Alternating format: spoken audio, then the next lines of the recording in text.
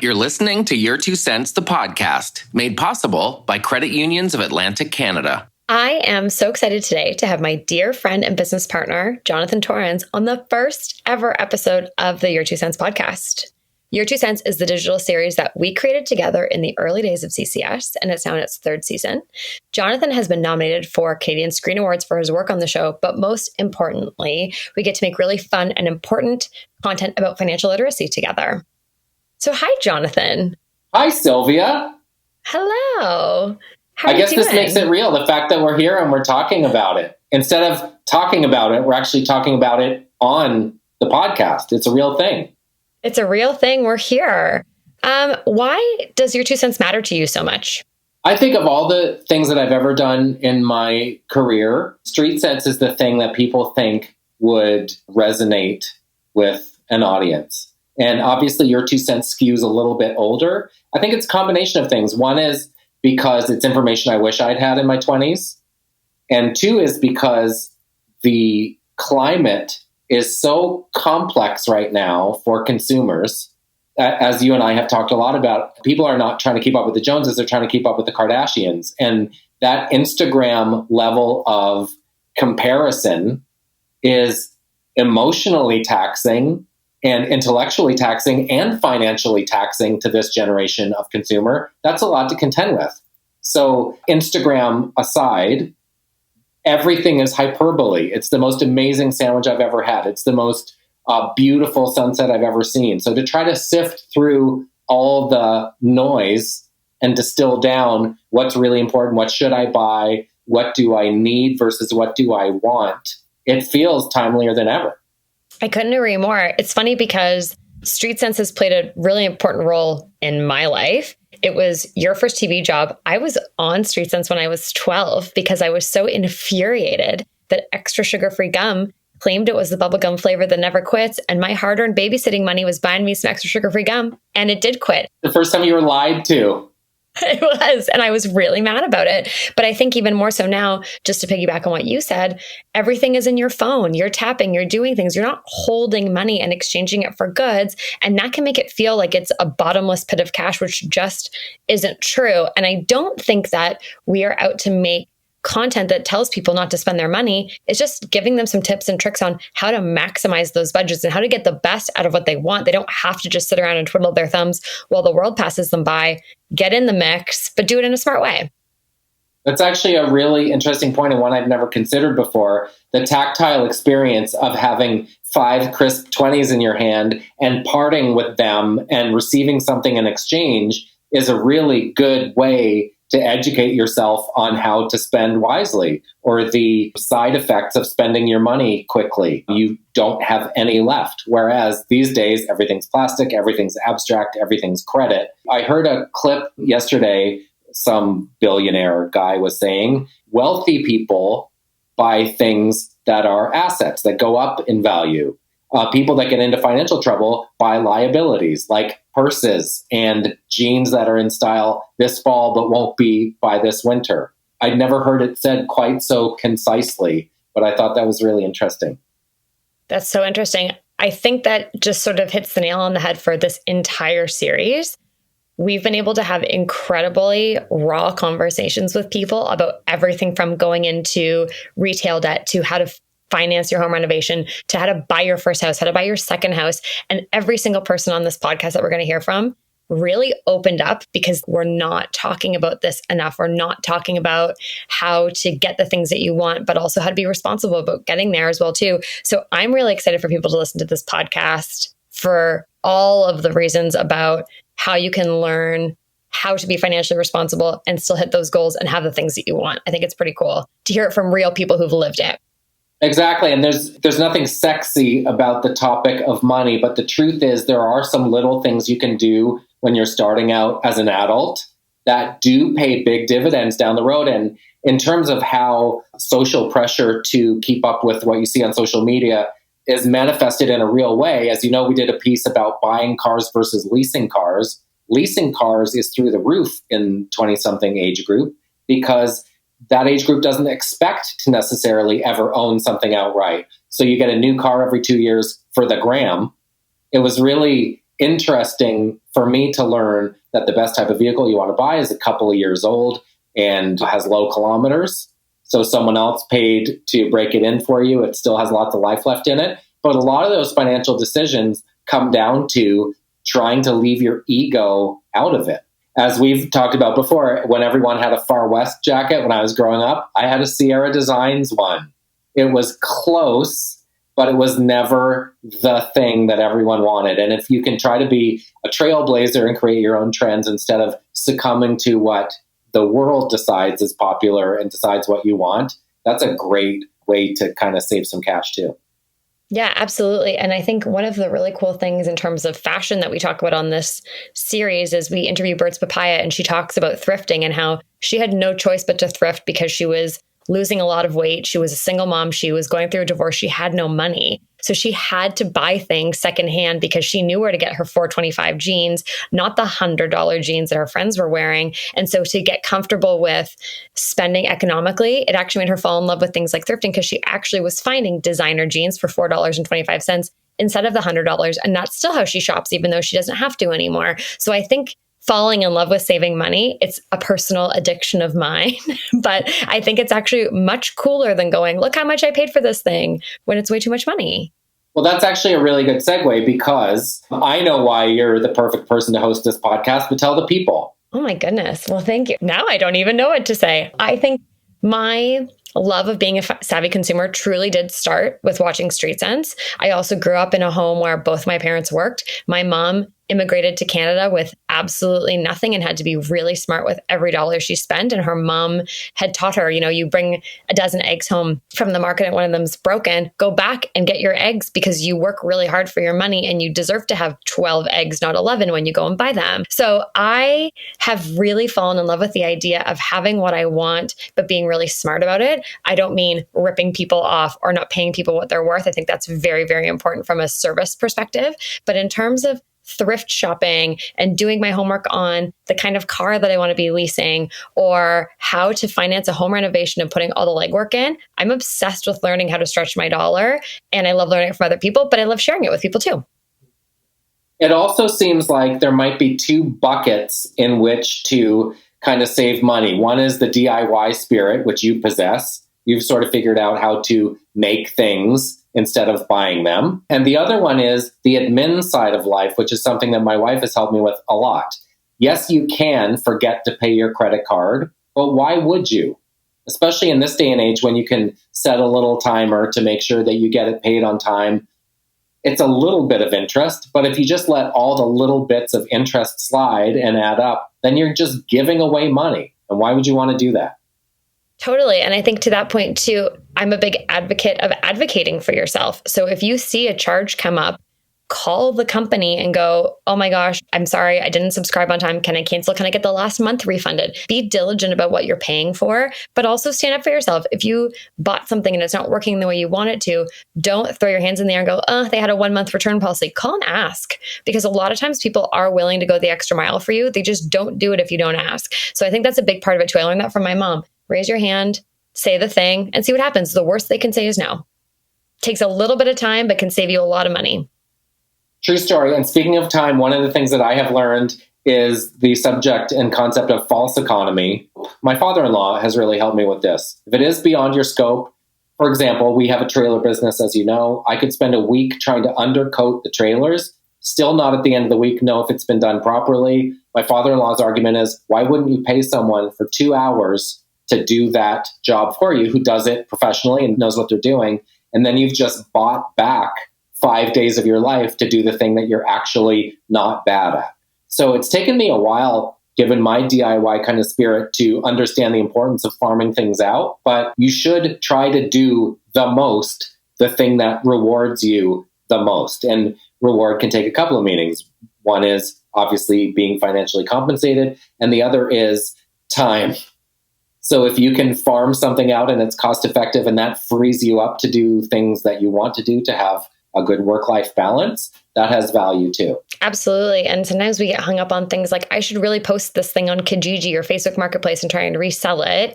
And then you end up spending so much time trying to get rid of the thing, maybe donate it to a place that could really use the thing you're trying to get rid of. And you're not going to get that money back necessarily, but you know it's going to a good place and you've saved yourself hours of your life. I could actually fill this entire podcast with bits of wisdom that my father-in-law has given me. With regards to Kijiji, one is like, as far as establishing a price, he's like, if you want to sell something, just sell it.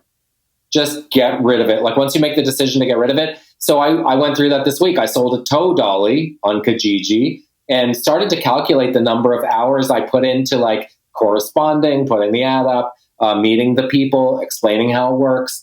And the longer you take to do something, the less you're paying yourself per hour. So ultimately, it was satisfying in that I sold the thing to people that were happy to have the thing. I got a price that I can live with, but it wasn't the best use of my time ultimately. So if you're selling a wagon for $50, you better be prepared to make $7 an hour to do it. It's so true. Take the amount of time and divide it by the price. And would you work for that much money? And sometimes you just enjoy it. So it's totally worth doing. But you have to know the priorities that you're setting for yourself and what that means to you. And sometimes putting in the sweat equity to sell something is a great thing to do. And sometimes it's not. So the Your 2 Cents podcast by design is very much not financial experts. It's real people from a broad swath of humanity. Tell us a little bit about the guests that we're going to get to meet over the course of this season. Birds Papaya is one. Who else? I'm so excited this season because we have really amazing guests. And like I said, they're all coming from real places and we're really raw. We've got the ladies from Blush Co. I know we've heard from them on Your 2 Cents before, but we go into a lot of depth on running your own business. We talked to Chris Green. He's a celebrity hairstylist and he breaks down the skimps and splurges of hair, which is pretty cool. DIY mom Rebecca Higgs talks about renovating a house, how to finance that renovation. We've got Dylan Playfair. We've got Sam Meggs talking about working as a freelancer. Spencer Barbosa, who is an 18-year-old influencer who is living on her own without any help from her parents because of the money she made working at Dairy Queen, which I'm obsessed with. Tiffany Pratt talking about DIY. And Dane Woodland. We're going to talk to Dane Woodland about buying or leasing a car. And we have us. Amazing. What a lineup. It's going to be great. That actually is amazing. I'm really proud of our guests. And I will say, I know I mentioned it before, but everyone really put their heart on their sleeve, shared a lot of really helpful information from a real person's perspective. Jasmine Parent and I talk a lot about buying a house when you work for yourself. And that is not a fun process. And she really bared it all so that people could learn from what we've gone through. So I think people will be really excited to hear what these guests have to say. And I think they're going to learn a lot from real human beings sharing real life experience. Well, one thing we might have underestimated when we started doing Your 2 Cents is just how much people are clamoring for this real financial information, right? People don't necessarily want just the softball stuff. They want to know about GICs and RSPs and saving for a house. And it's true. One of the questions that I hear the most is, how am I supposed to save when I'm paying down student loan? And one of our friends from the credit union, Elaine, who is also paying down her student loan, was like, it's okay to have a student loan debt that you're chipping away at. Don't panic. And I think on financial matters, maybe there's a lot of pressure to like have it all when you're starting out, but it takes time. And as long as you're chipping away at it and kind of inching in the right direction, then it's going to be fine. One thing we learned so much through interviewing all these guests is that the emotional connection to money is so real. And there's a lot of shame when you don't have it. There's a lot of struggle when you feel like you're trying to get to a better place. And I think that's a big reason that we wanted to do this too, was that people aren't alone, understanding that it's complicated, understanding that you might shed a few tears when you're going through a process. It's okay. But I think the hope at the end of it is pretty cool. And there's a lot of real advice on how to get to the places that you want to get to. Everyone's success financially is different. So this certainly is not a podcast about you must have this and you must have this. It's just about people sharing really, really helpful information if that's a thing you are trying to get to. And that's one of the things that I love about a podcast is that people that are interested in financial information will hopefully listen to this one. You don't have to worry about people who aren't interested in the subject matter listening to it. It's kind of all the power is in the hands of the person ingesting it, which I love. Totally. And here's the other thing. I've kind of made it sound like this is a super emotional podcast that might be a bit of a downer to listen to. We had so much fun. Like talking about money is actually really fun. And one of the things I'm really proud of about the conversations is that so many times the answers of the guests started with, oh my gosh, no one's asked me to talk about that before. And I think that really opened up a lot of fun. People are really scared to talk about money. And so we had a lot of really fun conversations as well. So this is certainly not a doom and gloom podcast about finances. There's lots of fun to be had. And I think hopefully hearing people talk about money in a really positive way will allow them to feel really positive about money, regardless of the situation that they're in right now. Welcome to the world of entrepreneurship. Not sure where to start? Credit unions believe in supporting local businesses, both big and small. Whether it's $1 or $1 million, they have the business banking products and services you need. That's why in 2020, Atlantic Business Magazine's readers named credit unions the best financial institution in Atlantic Canada for small business. Credit unions. In business, for your business. Check today's show notes for credit union small business stories. Okay, so it's a broad question, but what is one piece of financial advice that you often go back to or that you have ringing around the back of your head? Ask for help. I think so often we think we should know because it's embarrassing not to know. I, as you know, have gone through a major career transition in the last few years, and I didn't know a lot. And I struggled with raising my hand to say that because I was embarrassed. I was 30 and I didn't know enough about investing or how to be paying myself as a business owner and all of the things. The minute I started asking questions, people were jumping out of the woodwork to help me. And I felt so much more empowered once I had the information versus kind of being scared and afraid to say that. So I think asking for help is the most important step in solving any problem, but especially a financial one. Great one. Great advice for life, period, not just your financial life. Mine is ask my wife, who fortunately is an accountant. When we met, I was on a first name basis with a woman named Gina at CRA because taxes were not a priority. I was too busy making jokes and creating things. That is so juvenile and such a waste of money to pay extra. You already pay enough in tax. Why should you pay even more? And I come from a family of jokesters and pranksters. My brother may or may not have one year returned his tax return wrapped around a suppository. My brother also carved a check into a 2x4 because apparently if it has your bank account number on it and your signature on it, it can be used as a check. You don't have to use the bank issued checks. That's amazing. Didn't know that he did. So I come by that sort of rolling your eyes at the man kind of honestly, but it's also at a certain stage in life, you should just try to be responsible for your own sake. It's not for the man, it's for your own sake. And especially most people like us work in jobs that are, we're not getting a pension. So we have to make kind of smart decisions. My default is always real estate. Both my parents were realtors, and that is the thing that I kind of understand the most. I understand that you buy a building in a place that's hopefully going to go up in value, and it's a tactile thing. I find it hard, and it's probably because I'm old now, to wrap my head around cryptocurrency and even investments to a degree. What pond do you like to fish in financially? For me, I think a little bit of both. So right now we're going through a major house renovation because that for us is our investment into real estate that we're going to start making that will hopefully pay dividends for us in all kinds of places. Once we get the value of our house up, that becomes a place we can draw to invest in more things down the road. So I think we lean more towards real estate as a hope, something we're doing actively right now, but hope to grow that. I do invest, but I don't know enough about it still. Bitcoin, crypto, all of that terrifies me. Trying to learn more about, setting up a proper TFSA and RSP, which I have actively going on, but I definitely could learn more about it. But I want to own more land. I want to own more things in that way. And that's a real goal of ours as we keep aging, is that we want to get into that a bit more for sure. It's little decisions you can make now, like hopefully you buy a thing, hopefully you have tenants that can kind of cover the mortgage and maybe even then some. And then when you're 65, you sell it and there's your retirement package. It's a tale as old as time.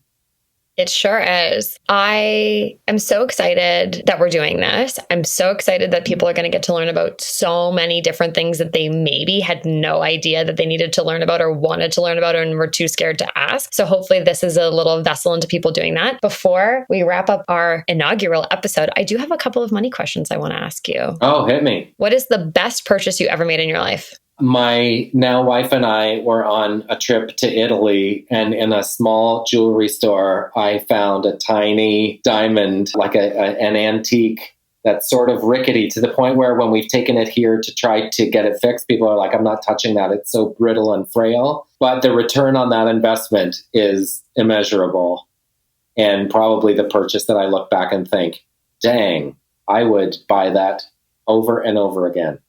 I wasn't expecting to tear up this morning, but there we go. I love that purchase. Well, see, value and investments can come in all shapes and forms. Time, sweat equity. It doesn't have to just be financial. But when I think about what the idea of having money in the bank means, for me, it's freedom.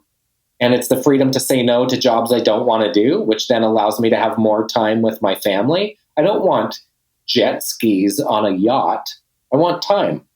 And especially because my business is very up and down, I want something that's steady and just kind of clips along. It's not necessarily exciting, but it's stable. And I have enough excitement and uncertainty in my particular line of work, so it helps to have some things that are more stable.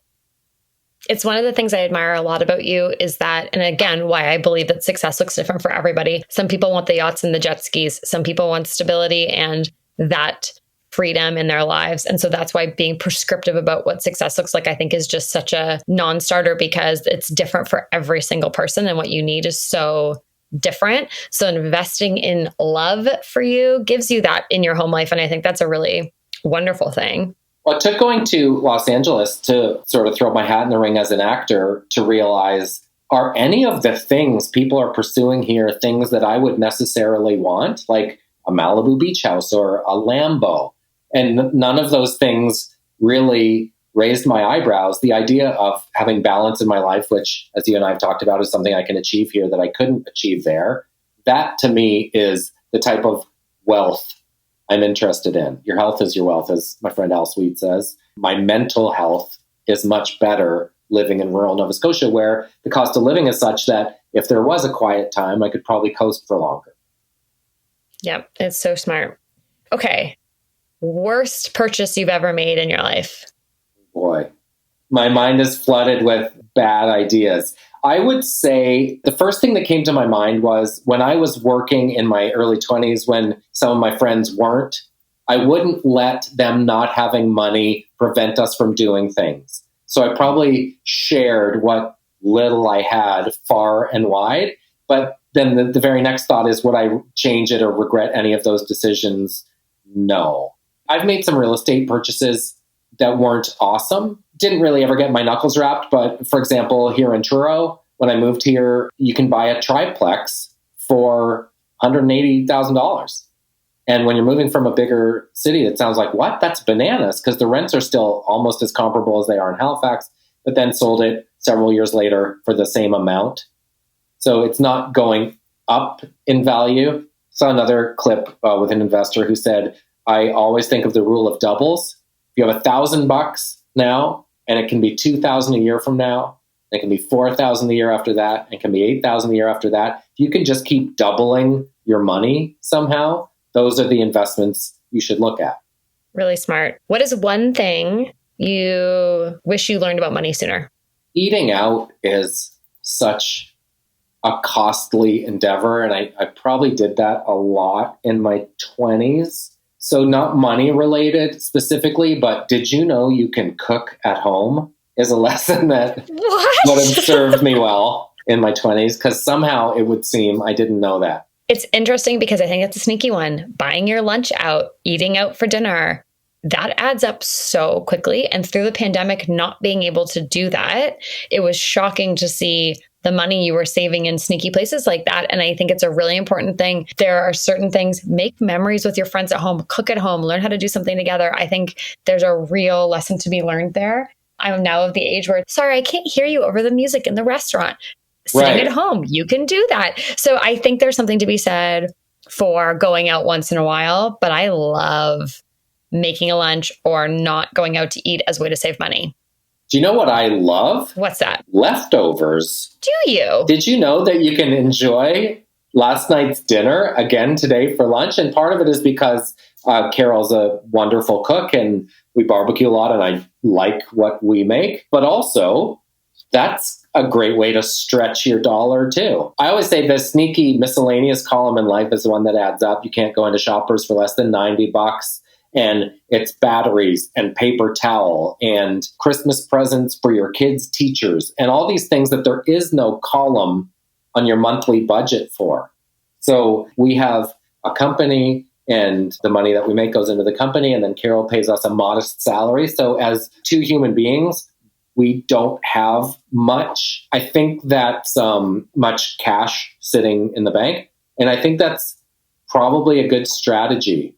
Because if it's sitting there, you'll find ways to spend it. It's like a friend of mine said about food decisions. Make good decisions easy. You have a pitcher of lettuce in your fridge or celery, you'll probably do that. Make bad decisions hard. If you have chippies above the fridge in the cupboard, you'll probably eat them. Yep. But if you have to get in the car to drive to needs, you might not eat them. And I think that's kind of the same financially. Even little things like your credit card limit, don't tempt yourself with having as big a limit as the bank will give you.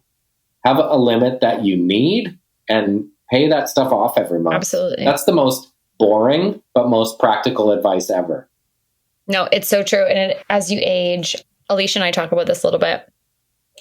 I was talking to a lender about this home renovation, and he said, you two have exceptional credit. And he couldn't get over the credit scores we had. And I was like, go on. I could not ask for a better compliment, I don't think, than a stranger telling me I have great credit, because I was a burn your hole in your pocket kind of person when I was younger. And that was potentially going to send me down a really dangerous path. And I was able to clean up my act and get to a point now where I have exceptional credit. And that is the most boring concept in the world. But man, has it ever paid dividends for me in the things I want to do with my life. Well, I know, because you start out thinking, what's the most I could get for a house? What is the most the bank will give me? $700,000, $800,000? And then you realize at a certain point, wait, what is the least I could spend on a house that's good enough for us? Because the idea of like chipping away at paying it down, or the idea that most of your payment is going to interest, like that sucks. Big time. That sucks. And seeing the overall amount that you owe go down is actually kind of a turn on, not in the traditional sense, you understand. If you can fall in love with the idea of being financially responsible, it's actually really such a thing to fall in love with. It is a turn on. It's like, oh, I could save money on that. There's a joke in our house because I'll come in with like a big smile on my face after being on the phone with an insurance company. And Jordan's like, did you just save us a lot of money on something? And I'm like, yeah, I did. I get very excited about that. Yeah. Yeah, it's a good feeling. It's great. And also because there are certain things that you can just decide you don't want to skimp on. Maybe if you barbecue a lot, maybe you get a really nice barbecue, right? On points, hopefully. Points programs are also really exciting.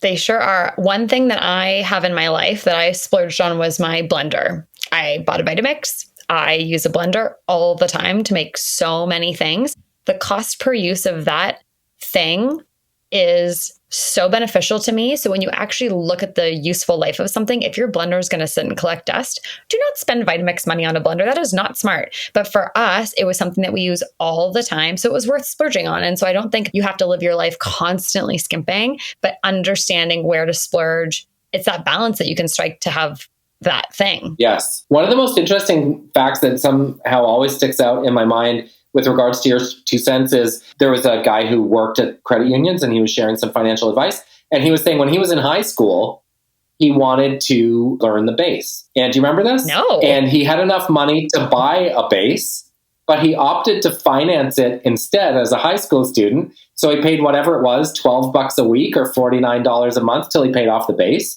So when he went to university, he already had good credit because he made his base payments. That's so genius. It's so, no wonder he works for the credit unions, because that's the kind of thing you're going to get when you go there. That's so smart. Okay, one last thing. You and your wife, Carol, are both entrepreneurs. You have 2 young daughters. You have some wonderful businesses between the 2 of you. What is the thing you hope you impart on them watching their parents both working and thriving as their own bosses? 2, 3 things.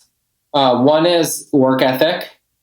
And how, I remember talking to a friend of mine who's the CEO of a pharma company in the States, and we were talking about guilt around traveling for work. And he said, you're showing your kids, remember when we went to Disneyland? That's because I had to go on those 2 work trips and I wasn't around much. So those are the things, those are the choices that you have in life. I want to work really hard to sacrifice this thing to have that nice thing over there. The second thing is treat people well and fairly. I think both of us kind of approach things always erring on the side of generous rather than stingy. My father-in-law, again, with a classic, givers sleep better, takers eat better. Can we have him on the podcast? I'm sorry you didn't make the cut. He's in season 2. Truth bombs all the time that you're like, oh my gosh, that's so true. I would rather sleep better and err on the side of generous for sure. Big time. Hopefully, the third thing that they see is they can do anything because they see their mom and their dad chasing their dreams and trying stuff. Not everything works, but I don't think either of us will get to the end and think, man, I wish I'd. Awesome. I love that. There was supposed to be an ellipsis after I wish I'd, meaning there's nothing we won't have tried that we wanted to. Awesome. Well, I think that's an amazing legacy to pass on to your kids. As someone who grew up in a household where both of my parents worked their butts off, definitely saw that from my parents. So I am confident that that is happening with your girls as well too. And you can already see it. It's so cool. It's so cool to see that handed down. It's a beautiful thing to pass along, is hard work, treating people kindly, and being smart with your money. I think that's awesome. Yeah. Humble and humility wins the day for sure. Big time. Yeah, I could not agree more. I think that brings us to the end of our very first episode of the Your 2 Cents podcast. Well, I am the biggest fan of this podcast already. I can't wait to hear all the conversations coming down the pipe. I'm a big fan of yours and also the guests, and honest, real conversations about money. Long overdue. Can't find them in many places. So giddy up. Well, thank you so much. Yeah, giddy up indeed. Enjoy Your 2 Cents, the podcast. You'll be hearing lots more from both of us as the season rolls out. It's going to be a lot of fun. No kidding.